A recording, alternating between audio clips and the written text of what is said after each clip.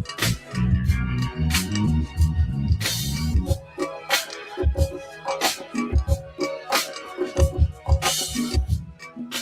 evening. This is John Warren, publisher of the San Diego Voice and Viewpoint newspaper, coming to you with our program from the desk of the editor. We always like to remind you that the Voice and Viewpoint is San Diego's oldest and only continuously publishing African American publication, serving all of San Diego County first in print, all 17 cities, unincorporated areas, 89 zip codes, available in retail outlets, some limited newsstands at this point, as people continue to vandalize and remove them for us. But nevertheless, we're here. It's made available to a number of our churches every week and our senior centers. And so we are just excited about the opportunity of living up to our motto, which says that a people without a voice cannot be heard. It's our goal to be that voice. And we're very proud of this partnership that we have with Dr. Thompson and GOD Radio 1. As we provide an opportunity when we gather here for an open mic. And the future as we go forward, we will be having a number of invited guests. This is kind of a off season, as you know. People are taking vacations and things are really preparing to jump off after Labor Day. But we got stuff going on before then. Dr. Thompson is here fresh from Gospel at the Fair. I want him to say a word about how that went as we also get ready for the Midway. And so these are some exciting times. Dr. Thompson.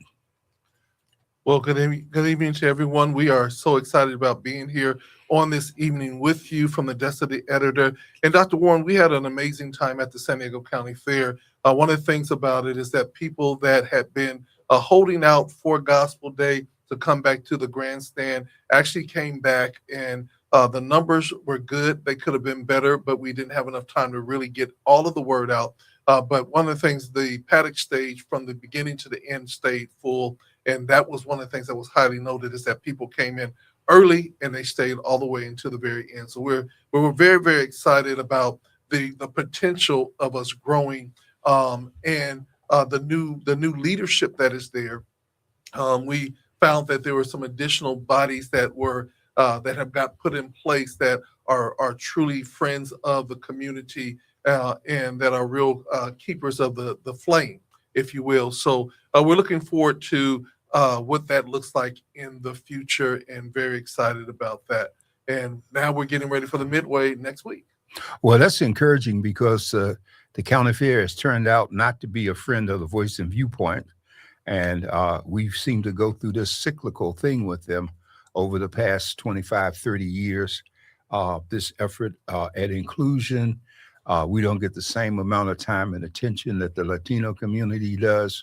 And so that's one of the reasons we're excited for what you do in terms of bringing gospel. But the relationship could be better.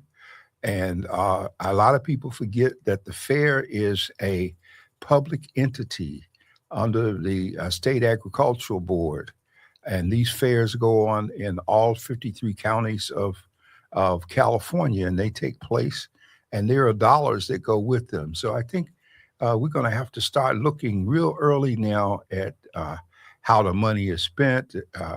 It's the whole concept of due process is that since you are a taxpayer, whenever public funds are used, you have a right to know.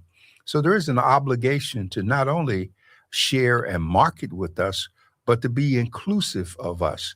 And we had a situation this time where the fair, and I don't know who they used, but they went through the community and cherry picked certain people to put on banners, and nobody knows how, at least we don't know how those selections were made. And let me be very clear.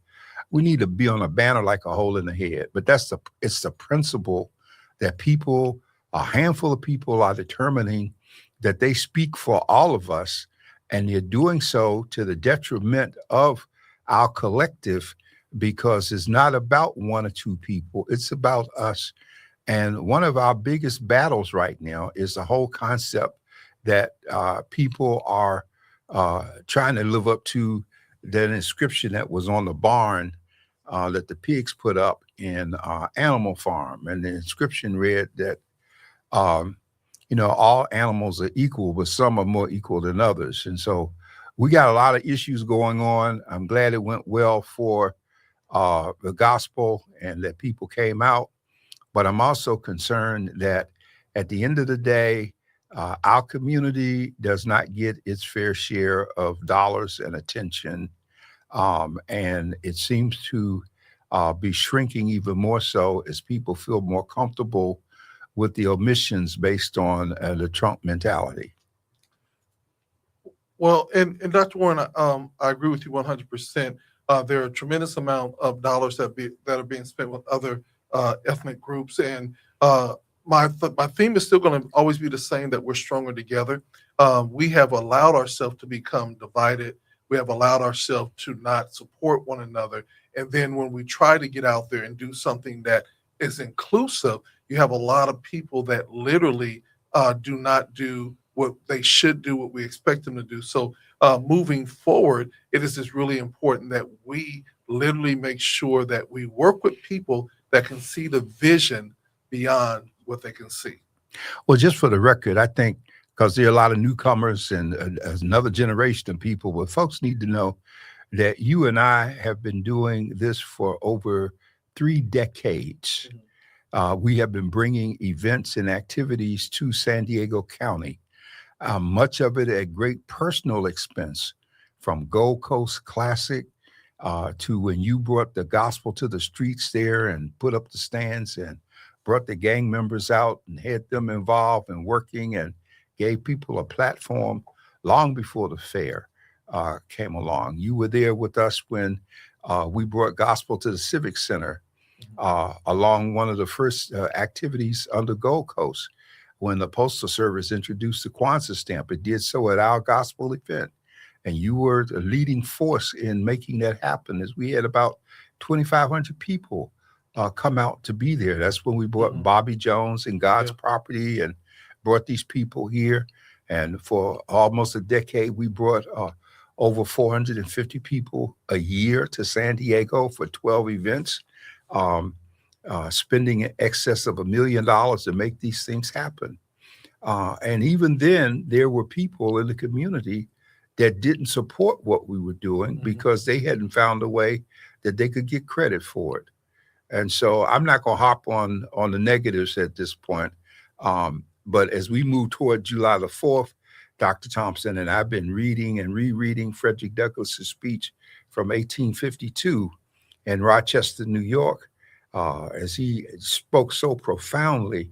And this year, as we have every year for the past 39 years, we are publishing Douglass's speech in its entirety in print and online. And we are urging people to go back and read this speech because there's so much in it that's still apropos today. And the bottom line, I guess I've kind of jumped right into segue into this.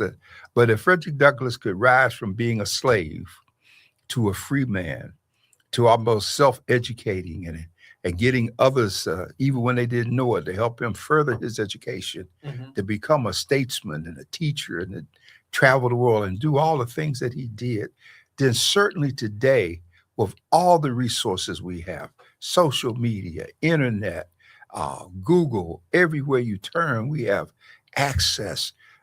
We still have the 14th, 15th, 13th, 14th, 15th Amendments. They haven't been abolished. We have citizenship. We have due process. We have equal protection. Okay, we got the Commerce Clause. We got all kinds of things working. And too many of us are on recess while all of this is available. And so I'm hoping that the 4th will be more than barbecue, hot dogs, a beer, and your feet up or hanging out at the beach. I hope it will be a reflective time, and it comes just a couple of weeks after Juneteenth, which was supposed to kind of memorialize our being set free, our emancipation. And unfortunately, there are a great number of us are still in chains. We're in mental chains today. And the chains are around our head and our feet. We can't walk and participate in things. We can't stop and give our time and attention to supporting others unless we see how we can benefit ourselves. And these are the kinds of things that have not only destroyed civilizations, but they're certainly holding us back. Yes, one of the things, Dr. Warren, in this time in this season, one of the things that we cannot do is force people to want to work together. We can't force people even to do right. But what we can do is we can collaborate with those that want to collaborate and then not waste a lot of energy on the non-collaborators. One of the things I will say is that we then become stronger, and then people either come along, change, have a come to Jesus moment, or they get left behind. And, a lot of times people talk about maybe banners or this or that. But, the bottom line is that it always amazes me when people are doing well, that there are more people talking negatively about them doing well than those people that talk about, wow, let's go over there and learn about what that person is doing or how that person is going about it. And maybe we could learn and collectively we could do even more. And that is a flaw that we have in our community. But back in the day, I would be honest with you, that used to literally pull me down and would slow me down because someone said, Lynn, not everybody's going to like you, but you try to make sure everyone likes you.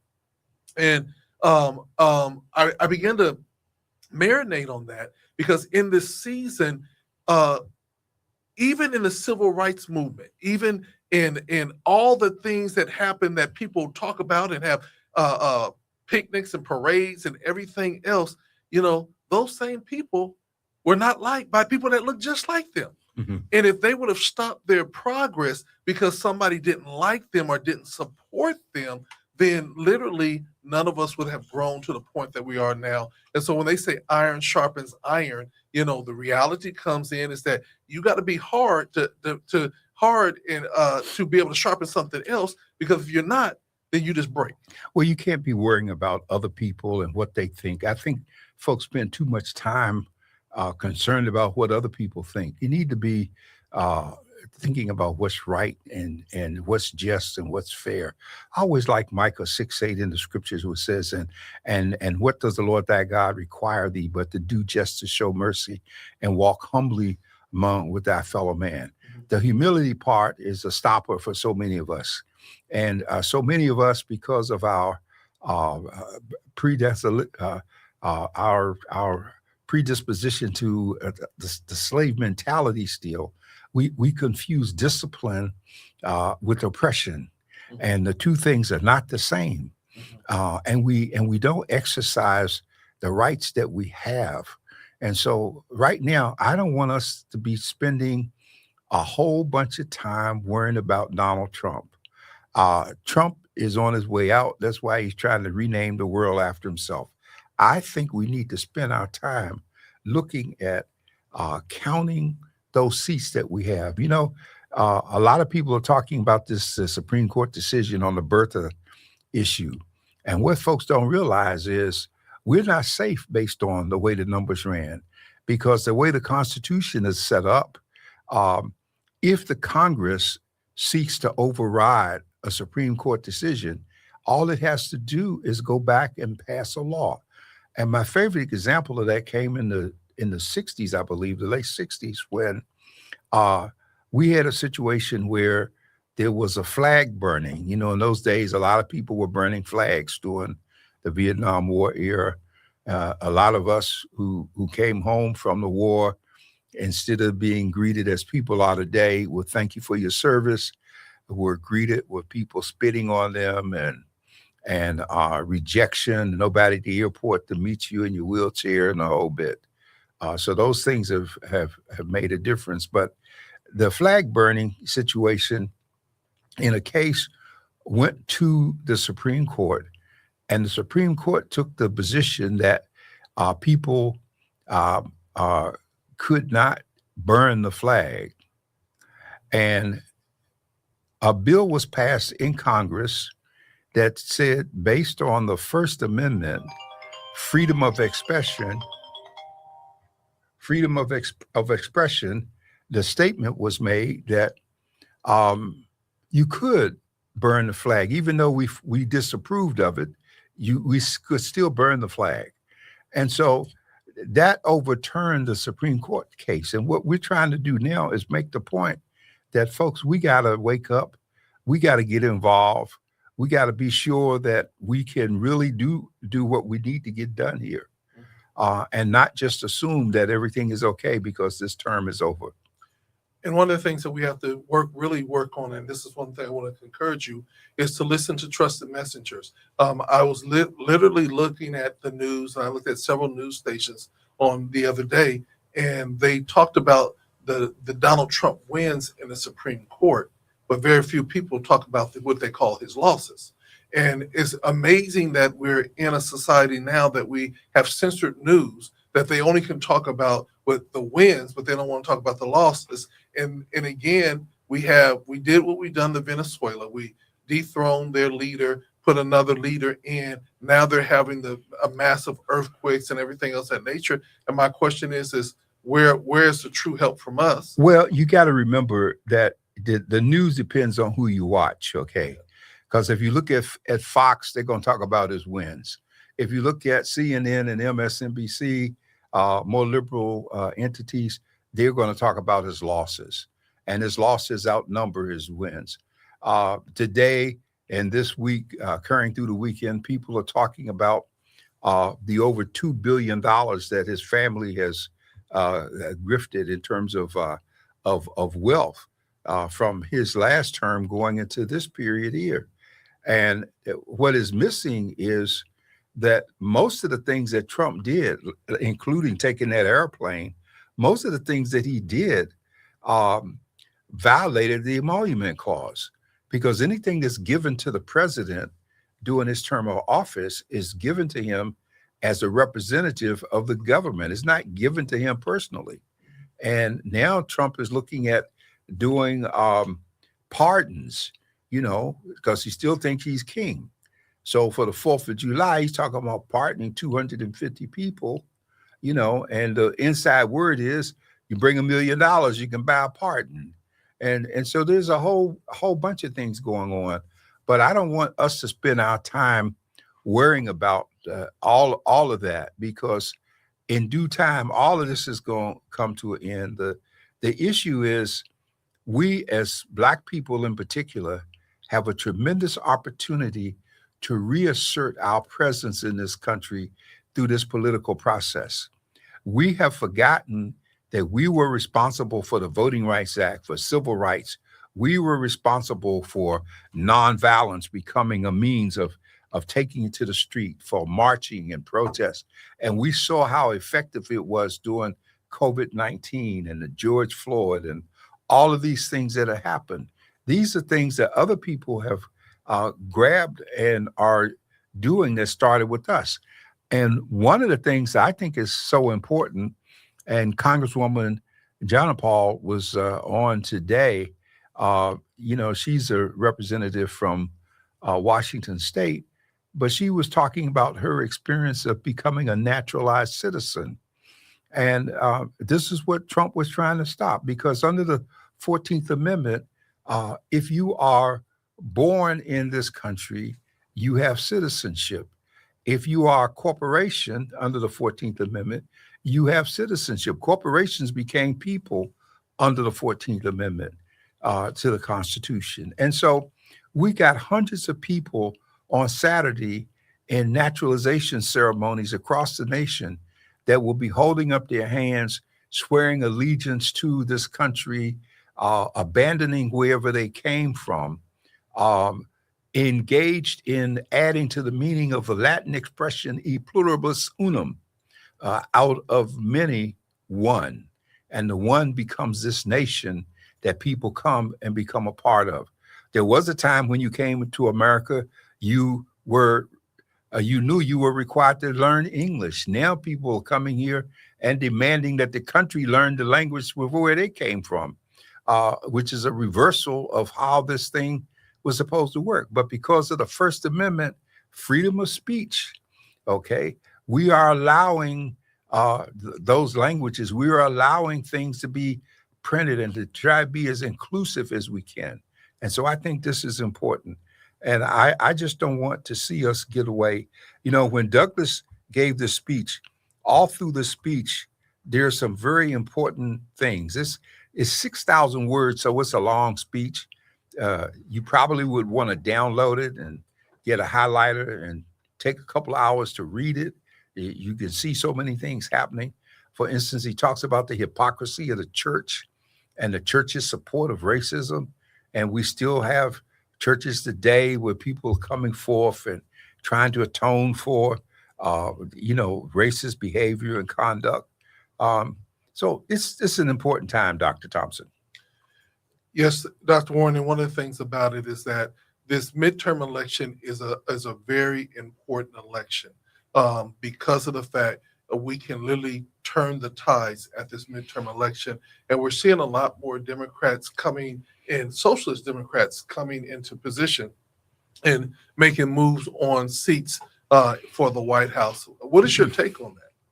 Well, I think we have to be very careful about what we attach to the term socialist, okay? Because socialism and communism, going back to the McCarthy era, the 50s, they were big concepts and they were considered un-American.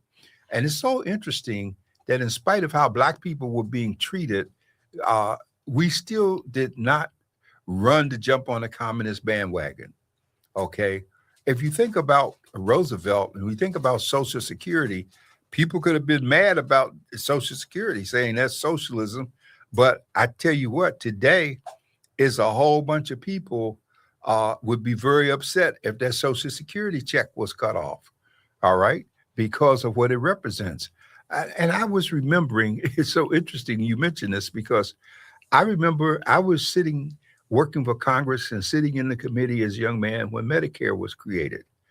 And I'm going to tell you, though I sat through all of the hearings and worked on the draft and stuff, I never got the full impact of Medicare until I hit 65. And then it hit me. It never hit me before, even though I knew it, I read it, I saw it the whole bit. And so what we have today is the SNAP program, nutrition assistance, the daycare, like Mandami is doing in New York with parents who have kids, because daycare has gotten to be so expensive that it's equivalent to a second salary. Where if the other parent is working for daycare, they just will get a check away because it's not going to work for them. So we got all of these things going on, which are so important. And the progressive Democrats are the ones who are pushing. And then we have those who are slow. And that's where I think Hakeem Jeffries and Schumer are going to be in deep trouble going forward because they're not being as aggressive as people want them to be. Yeah. And so that progressive Democratic group that John Paul is a part of, OAC, Alexander Ocasio-Cortez, all of these people who want to see things happen. Let's not forget that Mandami in New York, he brought forth 3 candidates for Congress that he endorsed, and they beat incumbents. And one of the incumbents was what's his name, Goldman. He's the heir to the Levi Strauss fortunes, and he was beat out. Okay, of course, Jewish. Mandami, they want to make a big issue in terms of him being, pro-Arabic and the whole bit. We don't have time to get caught up in labels. As you keep saying, and as we keep saying, we all in the same boat right now. And so are we going to row together or what are we going to do? And this is where we are. And for Black people in particular, I don't think we need to wait for stuff to get more critical than it already is. Okay. And I think this is real time issues, and we should not be begging for anything. We have over $4 trillion a year. If we harness our money, people will come to us for what needs to be done. We don't have to beg. All we have to do is just tighten the wallet up, and it's going to make a difference. And, that's one of the key things is that consistently saying that we're stronger together. And this merely our buying power alone makes a great impact. Our spending power alone makes a great impact. But then how do we then use our money collectively? You literally, African Americans overnight can make any business a multi-million dollar business. Sure, we could. We could make any business, but like I said about 3 weeks ago, when there was discussion about the International African American Museum in South Carolina closing because Trump and them had cut the monies, and they made some adjustments in terms of furloughing staff and rearranging hours. But we all have enough. We waste enough money to bail any program out in this country that we have impacting us. We have enough money for it. Then we just have to get serious and get committed. And we get committed and start, we can channel that money, but we gotta go beyond self to get that done. Because we're still just focusing on self, too many of us. Well, Dr. Warren, let's just be real. One of the things that we have to do is that we cannot, what I say, cry foul when things change against the tide. But while we're doing successful, we don't have time for anybody else. We become elitists. And then when something goes wrong, like funding gets cut, all of a sudden you get this, woe is me and where are my Black people? My whole thing is that if you stay connected to your community, you stay connected to the people, then when you do go through things, they will already know and they have a relationship with you. In most cases, Dr. Warren, in my opinion, businesses and organizations close because they don't have the relationship with the people that they're supposed to be serving, because they've been looking to be celebrated and given accolades versus in connecting with their constituency base. Well, I'm laughing and smiling, Dr. Thompson, because what you're saying what Machiavelli said a long time ago when he wrote The Prince. And Machiavelli made the observation that if you stay close to the people, as opposed to those who appear to be in power, the people will always be there to cushion you. And see, most people who come from the people and go to politics, they get caught up in trying to stay in power. And so they abandon that base because they don't see the contributions and the dollars and all of that kind of stuff coming from the people. And so they are out. But we need to reassess how we think and what we do, because one of the Supreme Court decisions that came down is going to be opening the doors for wealthy people to give more money to politics. Now they're going to be able to give almost unlimited dollars to political parties so that the parties themselves can distribute the money. And that's going to make a difference in terms of what happens with folks. But, Well, let me say this. I have to say that it's only going to make a difference if we don't do our own research and if we don't do our own, like I said, get to know the candidates that we're talking about. What the rich people, in my opinion, have going for them is they have the power to buy and saturate the market with their message. But for me, I feel like the people that are really engaged and have the trusted messengers, we have the ability to saturate the market, and they trust the message and they don't believe that they're being sold on the message, but it's a trusted messenger. That's why, radio is important. That is why a Black newspaper and Black media is important, because we have to have someone that has our interests at the forefront. You know what I'm saying? And people say, well, as Christians, I want people to stop always hiding behind the Christian veil when it comes down to interests. Because again, we can have all these Christians in the same room and they will have different interests that they're interested in. And so we have to say, as African Americans, we have an interest that we have to work together. And again, that doesn't mean that you're Democrat. That doesn't mean that you're independent or a Republican. It means that what is in the best interest for us, our children, and everything else. Because honestly, the deck is still stacked against us, and we still have to be stronger together. But because more divided we become, the less impact and influence we will have. well, you know what? This is also very true, Dr. Thompson. And as I keep going back as I'm looking at, and I have in front of me Douglas's speech, because even though he talked about the hypocrisy of religion and Christianity in terms of slavery, okay, because we know that a lot of people took the words of Paul when he was writing in the epistles, and he says, "Servants, obey your masters," and those. Well, a lot of people took that to mean that was an endorsement, but it wasn't an endorsement of slavery or servitude. The statement was made during a time in which things were much different in terms of the people, their status. There were slaves, there were free people. In many instances, there were more slaves than there were free people, just like we saw in South Africa. And so the point that he was making was that being a believer involved humility, and humility meant that whatever your station, then you function as unto God and not as unto people. And so that's been a conflict for us, because the structure was so that when the word talks about accountability to people in power, is not encouraging people to submit to being misused. By no means.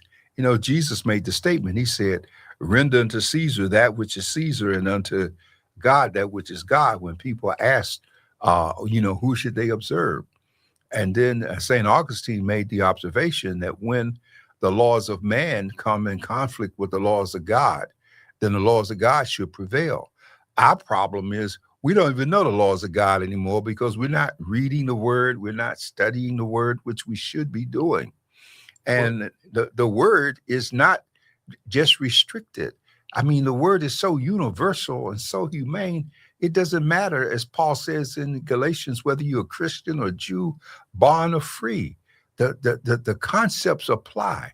And if you want to live the kind of life that's going to bring you the peace then you need to look at that as to, oh boy, I'm preaching, as to how you should be going about it. Okay. I always like Romans 12, 1 and 2, which is a good place to start. 12:1 says, "Present yourself a living sacrifice, wholly acceptable unto the Lord, which is our reasonable service." And Romans 12:2 says, "Be not conformed to this world, but be ye transformed through the renewing of your mind through the word of God." And so if we have problems with the word of God as such, then we're going to have problems, period. Yeah. All right. And so and the situation, that's part of the problem that we have with this president. You know, people like Trump are included in Ephesians 6:12, when it says we wrestle not against flesh and blood, but against principalities, against the rulers of the darkness of this world, against spiritual wickedness in high places. This is certainly principalities and spiritual wickedness that we're up against right now in terms of what's going on. How do we know that? We can go back over to the 9th chapter of Daniel, and we can see what happens when Gabriel comes in response to Daniel's 21-day fasting, and he makes the observation. He said, "The Lord heard you from the first when you prayed, but I was held up by the prince of Persia and had to call for Michael to come help me. And when I leave here, I got to go to Greece." So those passages establish the demonic influence over regions. And what we have now is that influence, like the Prince of Tyre mentioned in Ezekiel 28. We have that scenario now in place. And the only way we get through this is, Gandhi understood it, King understood it. Prayer is the key, and not prayer where we stop, as some people going to do, and let's have a moment of silence. You can forget that moment. Let's get serious in terms of what takes place, just like they did with Nineveh, and then we can see God do something. Yeah, and what you're really saying is that the change that we want to see will have to start in the body of Christ. And there's so much, I think, in this time, this season, people are interpreting the word of God the way that best benefits them. And so the confusion comes a lot of times is because people are misinterpreting the word of God, but also, for lack of better words, pimping the word of God for their benefit. Oh, because I love that. There is no way that you can stand and say that Donald Trump is of God. in any pastor, any believer that believes that what Donald Trump is doing in this society is of God, and don't look at him as maybe the potential antichrist or any other thing, lets me know that as long as they're looking through at the Bible through their white colored glasses, that is going to always basically convolute the truth. And so moving forward, a lot of people don't want to hear the truth, you know what I'm saying? But the truth will make you free. Yeah, but Donald Trump is on a God assignment. Okay, that's the difference. And there's real distinction between being of God and on God assignment. Okay, Nebuchadnezzar, the Persian, he was on a God assignment, but he was not of God. Okay, and he didn't get of God until he got carried away with himself, and God had to put him out in the field for 7 years with the animals. And so when he came back, he understood when he got his mind back who was really in charge. And so Trump has helped reveal a lot of things in America that were covered up and that were hidden. And so that's the important thing. But, the word tells us something else. The word says the weapons of our warfare are not carnal, meaning fleshly, but mighty to the tearing down of strongholds. And so that mightiness, that's the strongholds are spiritual strongholds. And so but we can't get there if we are proud, if we're puffed up, if we can't put on humility, if we can't come before the Lord as an empty vessel. Okay. And let me just say this in terms of our churches, because this is the problem. I'm non-denominational, so I'm not obligated to anybody's clique or all of the little rules and stuff they got going. Fortunately, Jesus didn't have all that, because I see pastors who they want to minister. They got to go through a whole bunch of hoops, and then you got to preach a sermon in front of some people. Then they got to decide whether or not they're going to give you a license, and all of this stuff ain't in the book. It ain't in the book. And so then we can get pastors together to talk about the community and the issues. Okay. Even when some of our elected officials hold breakfasts with pastors, they only invite the ones that agree with them. How is that serving the community? And Dr. Thompson, 30 years ago, we had some strong pastors here who were community oriented and who were not afraid to get out. They walked the streets against the smoke shops, against the pipes that were being sold and the drug paraphernalia, and they boycotted it, and they took on and stood up against the gangs and many of us walked the streets with them through all of this stuff. Now everybody is scared to come out after 3:00. And it's unfortunate. We had a right to passage program. We need to get it back. We got some brilliant young people that we can be doing stuff to help. And we got a lot of churches sitting locked up that could be opened up. I remember when Bethel had in their auxiliary building, they had a homeless a sleep program for people. They had so many beds that they let people in. They had somebody stay there overnight to watch them, and we could do so much. Food pantries, and so everything shouldn't be about, well, they're cutting our funds. So what are we going to do? Change your spending habits and help yourself. That's what you need to do. Yes. And one of the things, Dr. Warren, a couple of things I do want to address. And one of this is that there are some churches that are very active in the community. We just don't have enough as we used to have before. That's true. And we the camaraderie of churches getting together, working together, fellowshipping together is not the same as it was back in the day when, the Baptists got with the Church of God in Christ, Church of God in Christ got with different denominations. And the pastors spent time talking with each other, working with each other. And even though they still had their disagreements and everything else, they didn't take their toys and go home. They stayed actively connected in the community. And literally, church was the spot to be in, the place to be in. And that's how a lot of us young people stayed off the streets. Let me say this, because I want to address this in the feed. And there's a conversation taking place about the posters, the banners that happened with the San Diego County Fair. And this is really funny to me because it said that, it was the notice was given to people online and businesses in the Diamond BID. And this is the concern I have. Number one, I have a business in the Diamond BID. I live in the Diamond BID. I am engaged in the Diamond BID. And I'm always on social media based on what we do. And I saw one advertisement.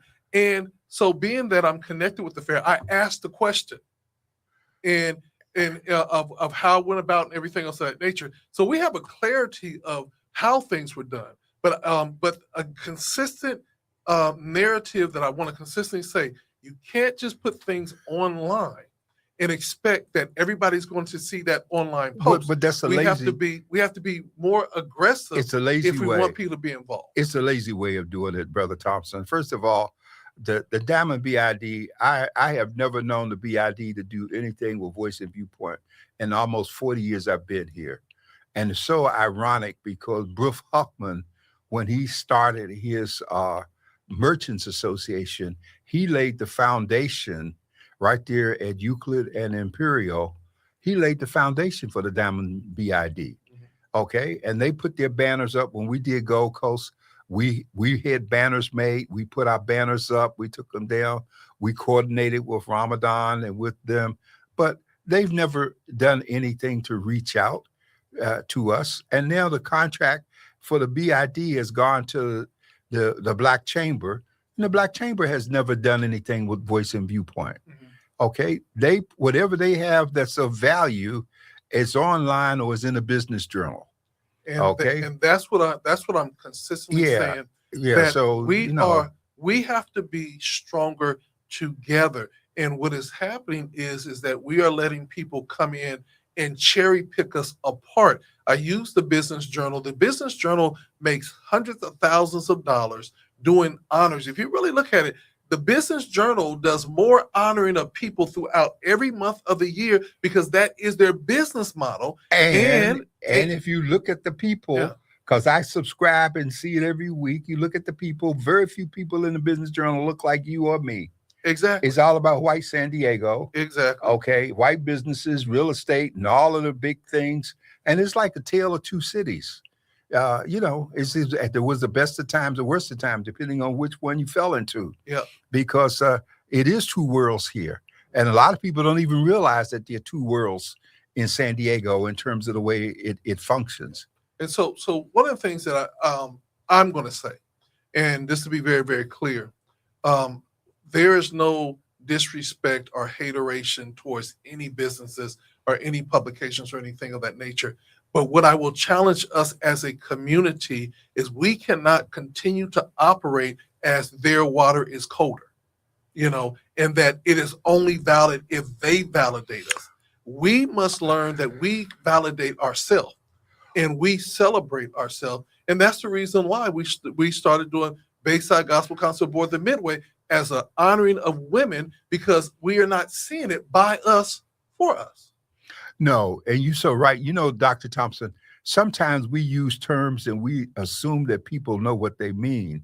But the whole concept about their ice being colder, I always like to remind people where they came from. Okay. Because, in the South, they used to have a wagon come around with a big barrel on it, and there'd be a cube of ice in it and water, and they would drop watermelons in there. And when the guy would come up, you could buy a huge watermelon for $1 in those days, and they would have them in there, and he would cut a plug out, and you could get it. So there's two wagons that come. One is a black man who comes by with the wagon, and he's got ice and water in his, and they don't buy his watermelons. But when the white man comes by with his wagon and he's got the same setup, they buy his, and the rationale is his ice is colder. Okay. And so that's that Willie Horton mentality, that lockdown self-hatred. I can't support my own. And that's something we need to really work at overcoming. Mm-hmm. Okay. And it's very difficult to do it, because So many of the people who are the haters and creating the problems are people who are not doing anything other than what they're personally interested in. Mhm. There now we got some really good people. We saw that with the Cooper family, Juneteenth. We see that with the volunteers that come out for so many things. Let me be clear: there are a whole bunch of unsung heroes in San Diego. Mhm. Young ones, older ones, people who care, and they just quietly work in Mhm. terms of what they do because they care. We got all kinds of churches from Maranatha, Encanto, Bethel AME, or Bethel Baptist, rather,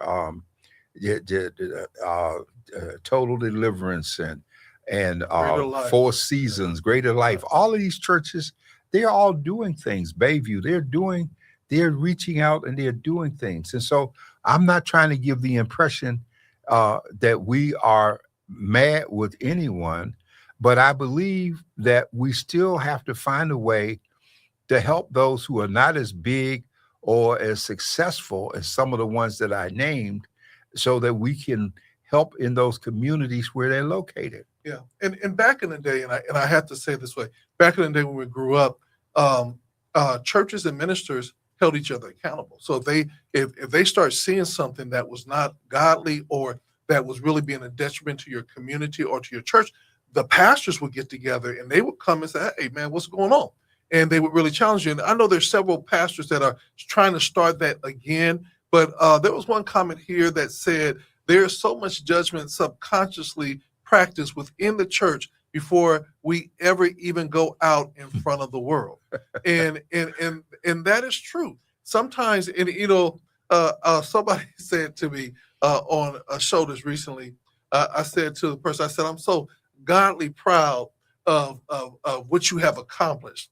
And someone said, well, what's the difference between godly proud and just being proud?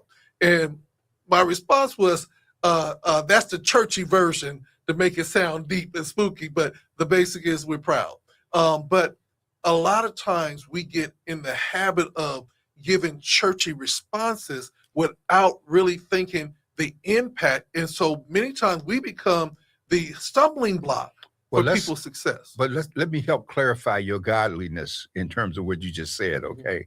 Because is more to it than just making it churchy. Mhm. Godly proud is like agape love, okay? Mhm. There is agape love is pure love that's not contaminated with any selfish motives. Godly proud is I'm happy for you and I'm proud of you because of who you are and what you have accomplished. And I don't have any personal agenda attached to my being proud of what you're doing and what you've done. See, that's the difference. And so if we spend more time talking and communicating with each other, then we come to understand some of this because everything can't be shorthanded. Dr. Thomas, that's why when I do a Bible study, it's like it's going to be a couple of hours. You need to bring a pencil and a pad and a Bible, and this is not going to be a sermon called Bible study. We're going to help you leave understanding what the Word says. Now, there's nothing wrong with us doing that because every other faith is doing it. The Muslims are doing it. They don't hesitate to speak up. You know, the Jews are doing it. They don't hesitate to invite you to a Seder if it's something. Unfortunately, 9 out of 10 things that I get from churches in our community only come when somebody's having an anniversary. And then they only invite you because they want you to bring some people and some money. That shouldn't be the case. Okay. Um, there should be an ongoing outreach, like where and what can we do to help one another even more than what we're doing. Yeah. Okay, and not counting on everybody else. Why isn't everybody else doing when we should be doing ourselves? Yeah, and there are a few churches that I do know that are growing and they're consistently seeding into other organizations. I remember when Miles ahead ministry and he started the Rock Church. The vision that he had back then was how do we expand and we continue to help other people. And the fun thing about even with the Rock Ministry is I said, if you go to the Rock Ministry and can't find something that you can attach to or like to, you didn't see anything. I mean, they had a ministry for everything. And, they had a ministry for cooking. They had a ministry for sewing. And they were basically creating these sales of finding people's likes so that they can get closer to God because they became a part of a sale or a family or, that nature. But I think in this season, one of the biggest thing is, one will be consistency, and two, to come with the fact that we're not perfect. We're going to make mistakes, but the sad thing about it is when people make mistakes, especially when they go to church, many times the church kills them by saying, "Oh Lord, what you did," but the world was like, "Well, you did it. You apologize. You got to move on." We find ways to then ostracize them over and over again, and that is that whole, to me, that slave mentality of, I'm so glad it's not me.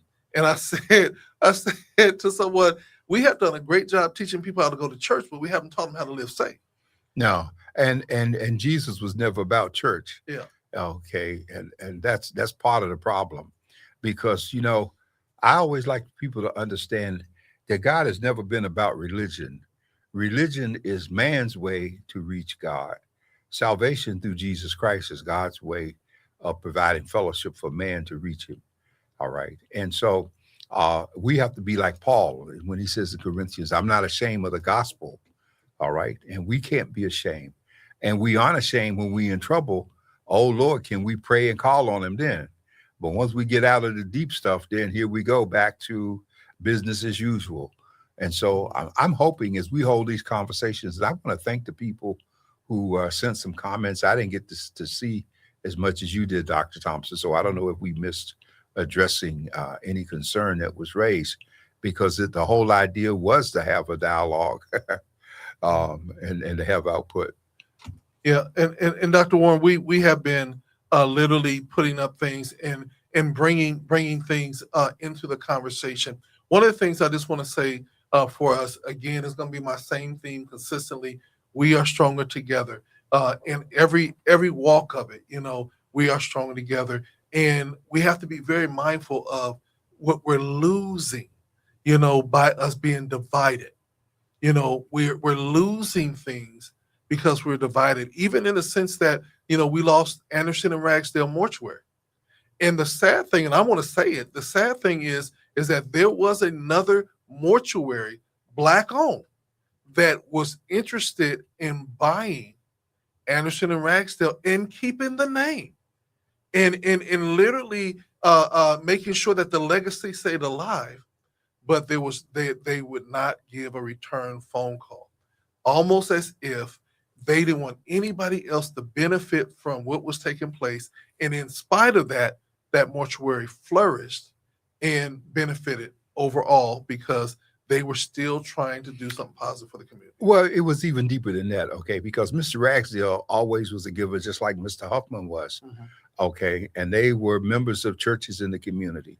But, the real story here, and everybody is always afraid to say it, the real story here is that the family that the Ragsdale married into, it was not a Christian family. And so with the father and son and all of them dying, the owner ended up being a person who I believe the Jehovah's Witness didn't have the same views in terms of churches or whatever.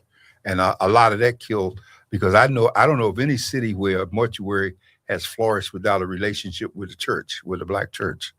And we remember years ago, before air conditioning, every fan you had in church when you were fanning was a gift for the mortuary. Exactly. It had that angel on one side standing over them little kids on the edge of the cliff. Or the Martin Luther King, or the Martin Luther King one. Yep. Or on the other side, we had all the information. So all those kind of things make a difference, and we've grown, and a lot of things have changed. But I want to encourage us that we still have time to salvage this relationship. I always like what happened in my closing comment is, when you read Genesis and you see what happened after Joseph and the Hebrews multiplied, and it has this phrase that says, and there arose a Pharaoh that knew not Joseph.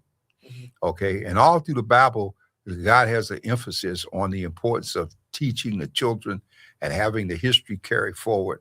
And we have lost a lot because we were so busy trying to spare our children the hardships that we had that we ruined them in many cases. Yeah. Okay. And so this is, but it's not too late. Yeah, well, I know that we only have 5 minutes left, but there is a question that says, I sure wanted Dr. John E. Warren's perspective on the recent Democrat division and split in the political races for seats. Well, I think you might have tuned in later because I addressed that at the very beginning. The progressive group is the group that wants more change and more radical change. And the others are the Jeffries and the Schumers in the Senate. Those are the people who many folks are mad because they made deals with the Republicans in terms of the shutdown. And instead of holding out, they caved in. And so I think that what we have to do now is look at the individual. Don't vote a party label, vote the person. All right. And I can tell you right now, the way things are lining up, we can't afford to put not one Republican in office. If somebody is a Republican, we can love them at a distance because there's no way they're going to go there and not do what Trump wants. And he's got a couple of more years here. So we got to get serious. We got to take it in November. We got to start taking it now. We got 52 congressional seats in California. All right. 12 of them were Republican. We got to take these seats in every place so that we can get control of the House and the Senate. Then we can impeach Trump. We can try him in the Senate because impeachment starts in the House, it goes to the Senate. We can impeach Clarence Thomas. We can organize a renovation of the courts, put term limits there, because we'll have the votes in both House and Senate to do that. That's what we're working for. Change the numbers from 9 to 11 so that there's a majority that will overrule those people that he's put there. We need to be as progressive and long-range thinking as the Republicans and the Heritage Foundation and all those people have been. And we need to be like the governor of Illinois, prepared to file criminal charges when these folks come out of office. At least they think we have forgotten their sins, and we need to go after them. All right, Dr. Warren, a couple of last questions. Vet Portermore says, wow. And Sister Diamond says, you both provided food for thought and food for the soul, and said, I appreciate your inspiration. And Dr. Michelle said, lastly, Dr. John E. Warren, she gave you your whole government name.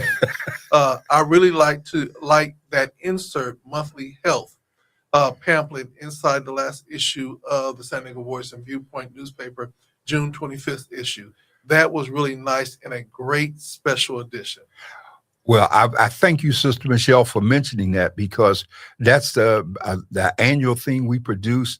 We went through HHS in every place because Trump tried to shut down everything, CDC, World Health, all of the data and information, but we found it anyhow. And if you didn't get it in the paper that came to you in a church or a newsstand, the health piece, that minority health piece, is online in its entirety. You can pull it up. We're giving copies of it to clinics. It'll be at the mobile health units like Dr. Follow does at the Jackie Robinson once a month. And we want you to read it. It's got the patient bill of rights. It tells you what's happening with every group of people of color and all the major health issues. So thank you. We put a lot into it, and we want you to read it, respond to it, raise questions. It's ongoing. We're not just waiting to next year, because our health issue is critical right now, as the price of insurance has gone up and most people can't afford it, and some things that we can do to circumvent that. So we want to help. Thank you. Well, Dr. Warren, believe it or not, we have come to the end of our show. Any final words before we go off the air? I just want you to, this week, when the paper comes out, it'll be out tomorrow. Get a copy, please. Read Douglas's speech. Find a quiet place to sit and read it in its entirety. And it's very important that you read the whole speech, because the beginning of it it's you wonder where he's going because he's setting them up and he's saying all kinds of positive things about them before he gets to the point about what is your 4th of July to me, and gets into the hypocrisy. But it's such a smooth setup. It's such a demonstration of oratorical mastery. It reminds me of Barbara Jordan and some more great speakers that we've had. So find time and feed your soul and your spirit, and be about the business that the Lord sets before you. Well, Dr. Warren, we might have to find if there's an audio version, we might be able to put it on the airways so people can hear it audibly as well as read it and read along. Well, ladies and gentlemen, this is from the desk of the editor with the incomparable Dr. John Warren right here on GODradio1.com. Y'all have a blessed day.